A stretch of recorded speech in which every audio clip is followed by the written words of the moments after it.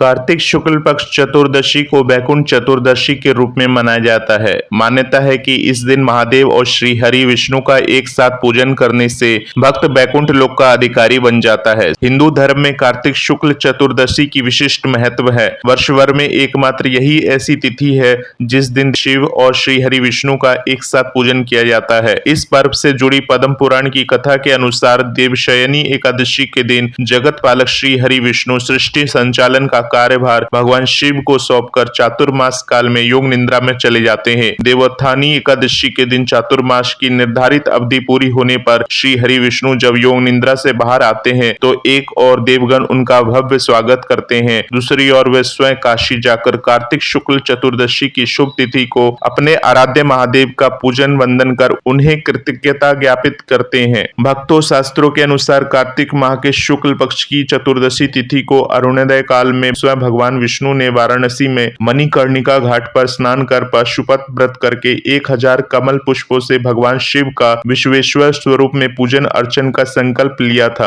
अभिषेक के बाद जब वे पूजन करने लगे तो शिव जी ने उनकी भक्ति की परीक्षा के लिए 1001 कमल पुष्पों में से एक पुष्प कम कर दिया। भगवान श्री हरि पूजन की पूर्णाहुति के लिए ज्यों ही 1000 कमल पुष्प चढ़ाने को प्रस्तुत हुए तो वहां पुष्प न पाकर उन्होंने सोचा, मेरी आंख भी तो कमल के ही समान है, मुझे कमल नयन और पुंडरीकाक्ष कहा जाता है। यह विचार कर ज्यों ही भगवान विष्णु अपनी कमल समान आंख चढ़ाने को प्रस्तुत हुए, भगवान शिव उनके समक्ष प्रकट हुए। महादेव ने उनके पूजन से प्रसन्न होकर उन्हें उपहार में सुदर्शन चक्र भेंट किया। साथ ही वरदान दिया कि इस दिन जो भक्त पहले भगवान विष्णु की और फिर उनकी पूजा करेगा उसे मृत्यु के बाद भगवान विष्णु के बैकुंठ धाम में स्थान मिलेगा। ऐसा माना जाता है कि तभी से हरि और हर के मंगलमय मिलन की इस पावन तिथि को बैकुंठ चतुर्दशी पर्व के रूप में मनाने की परंपरा शुरू हुई। इस तिथि को काशी विश्वनाथ स्थापना दिवस के रूप में भी मनाया जाता है। भक्तों, धार्मिक मान्यताओं के अनुसार इस दिन संसार की सत्ता का भी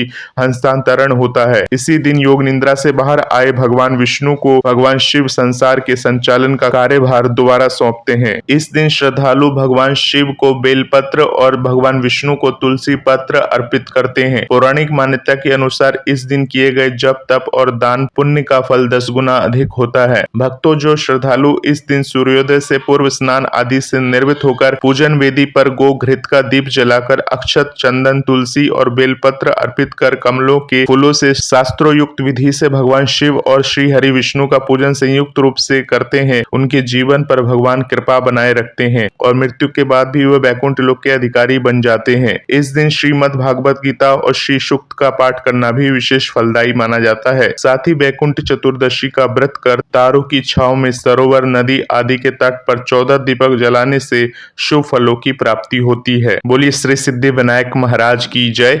जय श्री श्याम, जय श्री राधे।